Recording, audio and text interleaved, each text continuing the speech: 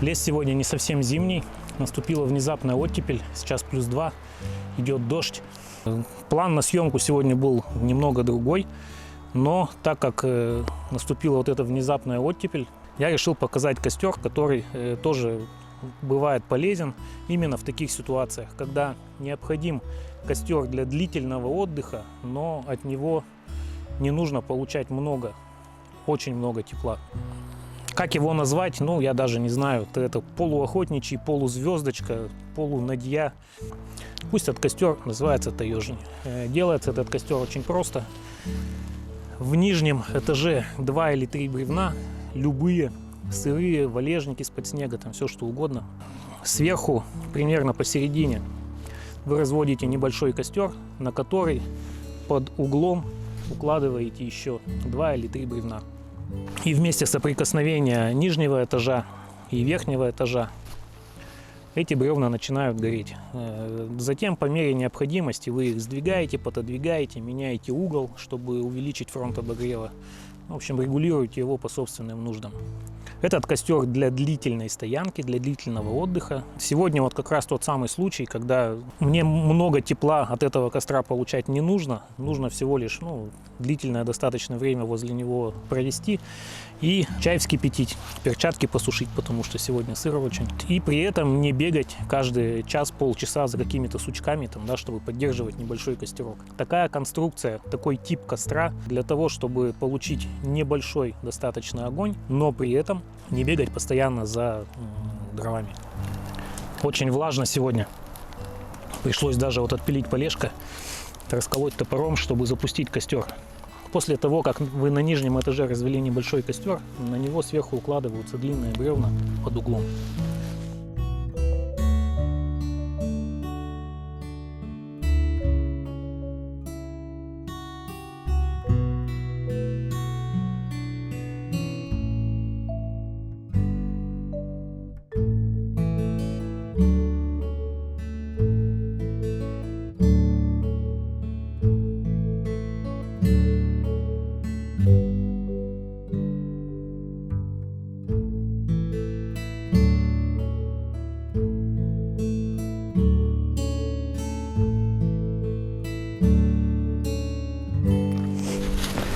Лишний снежок уберу, и так сегодня неважно, все горит.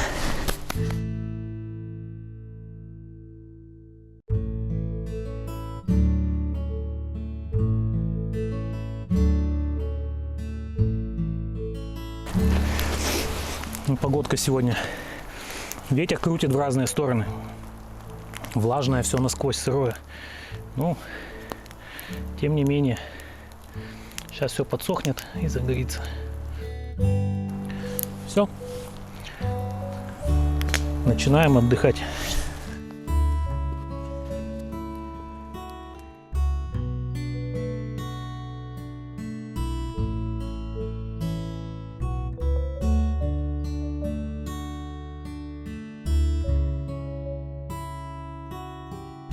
Горение происходит только в местах соприкосновения нижнего и верхнего этажей. Очень экономно. Потихонечку такое дает ровное тепло, для того, чтобы приготовить пищу и при этом никуда не бегать, сучки, веточки по лесу не собирать. Один раз потратили где-то полчаса на то, чтобы заготовить 6 бревен, и потом часов 12, даже больше может быть, 14-15, в зависимости от толщины и длины, этим костром можно пользоваться. Ширина фронта обогрева зависит от угла расположения нижнего и верхнего этажа. Чем более параллельно бревна лежат, чем более острый вот этот вот угол, тем, соответственно, площадь соприкосновения бревен больше и фронт обогрева становится шире. Бревна можно положить перпендикулярно друг другу, тогда будет минимальная площадь соприкосновения. Можно положить как можно более параллельно, тогда площадь соприкосновения будет шире. Огонь за площади соприкосновения по нижнему этажу и по верхнему не пойдет, потому что не будет эффекта взаимного разогрева горячих поверхностей, который сейчас здесь мы видим. И будет недостаточно температуры для того, чтобы начался процесс разложения древесины, выделения пиролизных газов и сгорания.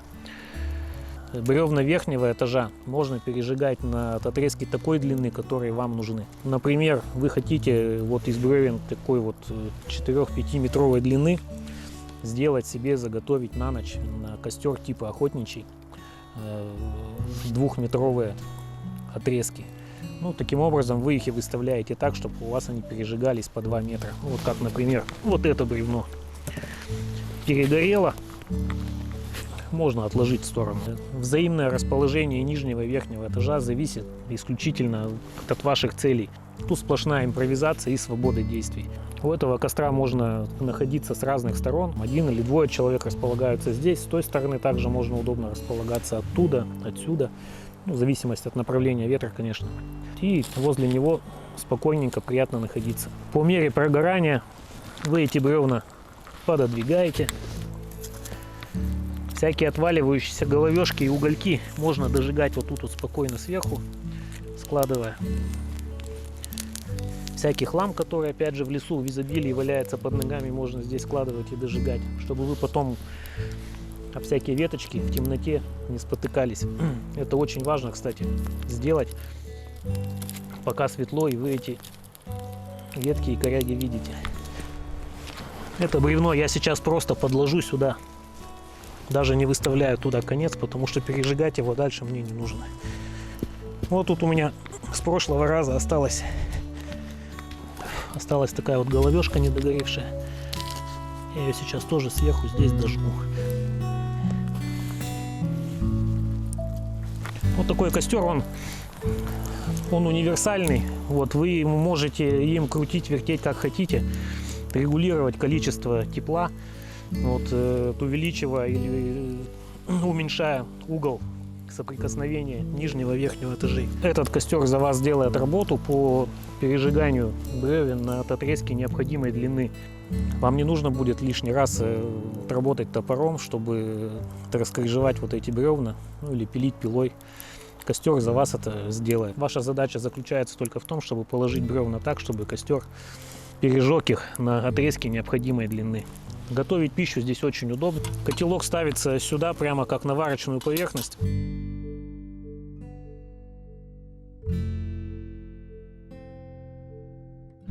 Если необходимо приготовить что-то на сковородке, сюда можно угольков из костра нагрести.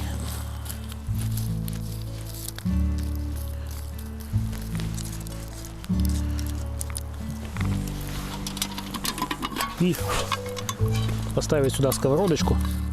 Ну, там она, допустим, будет большая. И что-то здесь пожарить. Готовить здесь очень удобно.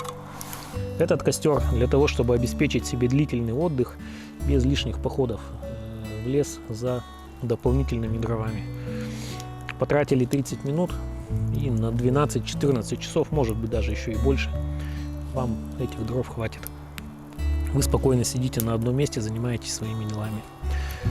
Он экономичный, в меру теплый, то есть он не для суровых, низких температур, а вот так, когда просто в той одежде, в которой вы есть, вам и так тепло, а нужно всего лишь перчатки, например, посушить, что-то покушать, приготовить.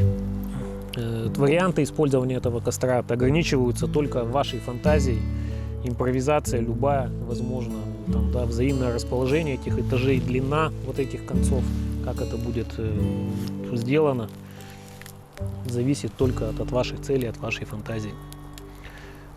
На этом все. Увидимся в лесу. Всем пока.